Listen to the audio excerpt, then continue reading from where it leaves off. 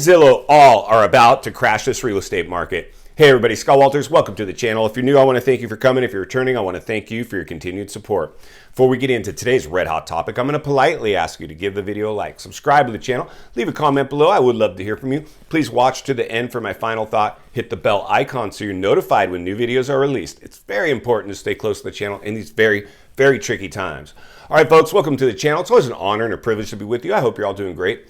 Buckle up and strap in. I got a hard-hitting pull, no punches, no sugarcoating it, no rainbows and sunshine. I'm just going to give it to you and give it to you straight. And we've got a good one to talk about today, my friends. My gosh, are you seeing what's going on with the U.S. housing market?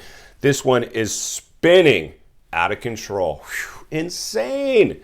Insanity, doing the same thing over and over, expecting a different result. 2008, my friends.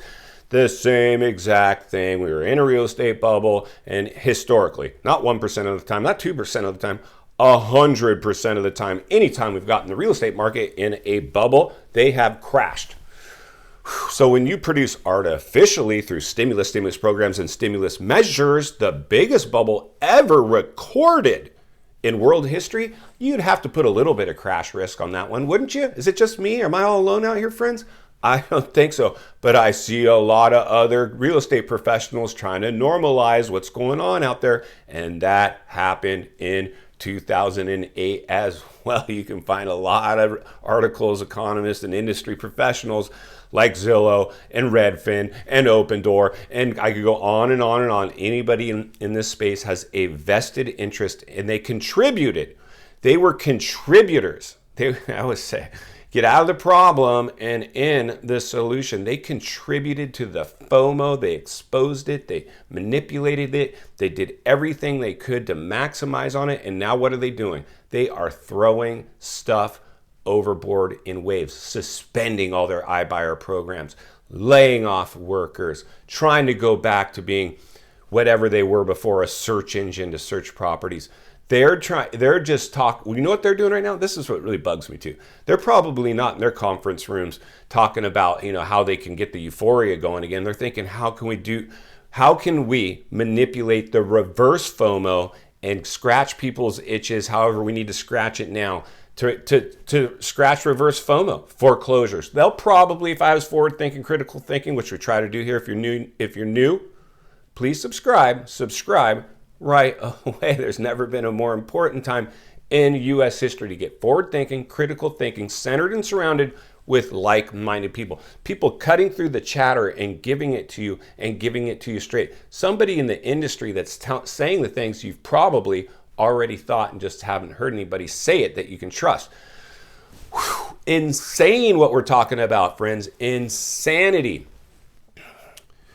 So here's the thing, friends. They're probably what these big websites are going to do. As they contributed, they did not help people by saying, like people like me, you might want to be cautious in these times. This is an artificially created, stimulated market due to government stimulus programs, stimulus measures, making real estate agents essential and dropping interest rates and sending them out to overstimulate the biggest asset class in the world, the U.S. housing. No one said that. They should have. Be cautious right now. Be careful. If you're coming in with minimum amounts down, please understand you're very exposed. You should know a property's rent range. Make your mortgage payment match the property's rent range just in case something happens to you, Lord forbid, and a hiccup in the economy or a recession comes along. You can have the luxury of putting a renter into that property and not be upside down in your... Nobody says that. Only me. Apparently, that's why the channel continues to do great. And thank you so much, everybody that supports the channel. And the other channels that have supported me, a lot of great channels, links in the description below. Economic Ninja, Allegedly, Market Mania. I could go on and on and on. I've given interviews to many people because I'm ringing the bell and sounding the alarm and let people know this is the realities of what happens when you get into a housing bubble. I've read a lot of your comments. Thank you for the comments. Please participate in the comments too if you'd like, if you're new. So remember, ego is not your amigo. Be kind to each other as much as you humanly can. I've read in the comments, this time is different. That was probably the most common one.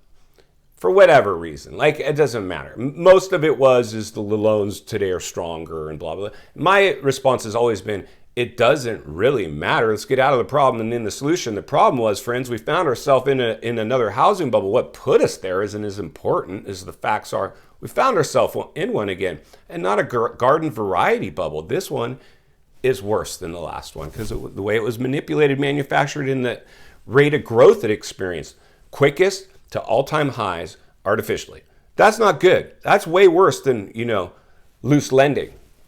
Insane, right? I don't know. I mean, it's insane. You have two sides of the aisle. People that just bought and people that got on the sidelines. So, of course, people that just bought have to defend their purchase, right? They don't want to admit that maybe they made a mistake. Nobody does. I did it in the last bubble. I defended my purchase in the last bubble until ultimately acceptance is the only way we get past the problem. Accept it. I accept the fact I made a mistake, didn't see it coming, whatever. Time to move away from this thing.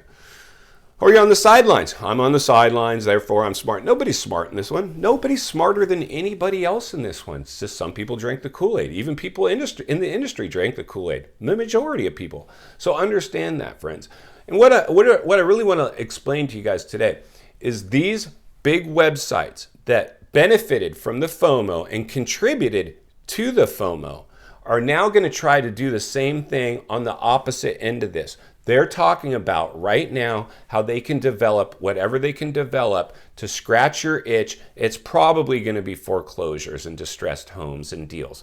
That's what they're going to try to promote now. Because everybody now is pretty much anticipating a foreclosure crisis because we've seen that, in fact, what they were cheerleading, how this market was going to continue to go forever, isn't. It's reverse course. We're now seeing days on market, price reductions, everything that happens prior to a foreclosure crisis. These are the things that happen.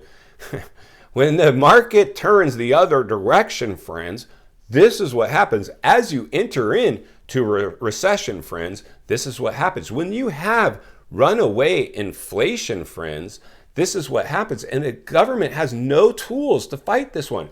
They've created a two-headed monster. I always say this. They have runaway inflation and they're in a risen interest rate environment.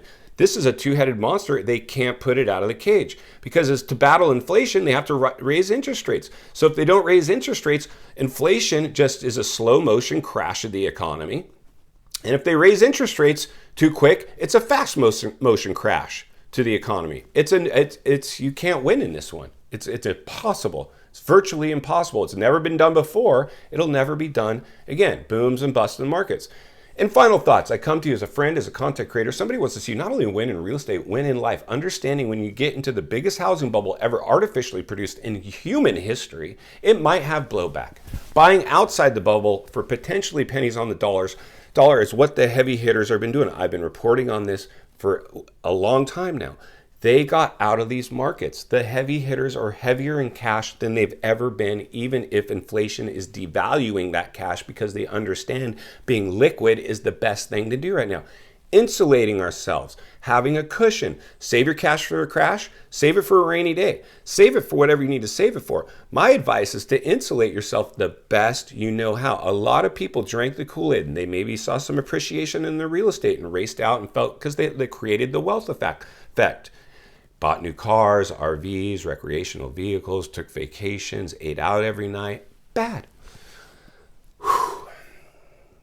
Listen, I made that mistake in the last bubble. I don't necessarily regret it because of the things I've learned now. But I certainly don't want to repeat it because if I did, that would be the definition of insanity, doing the same thing over, expecting a different result.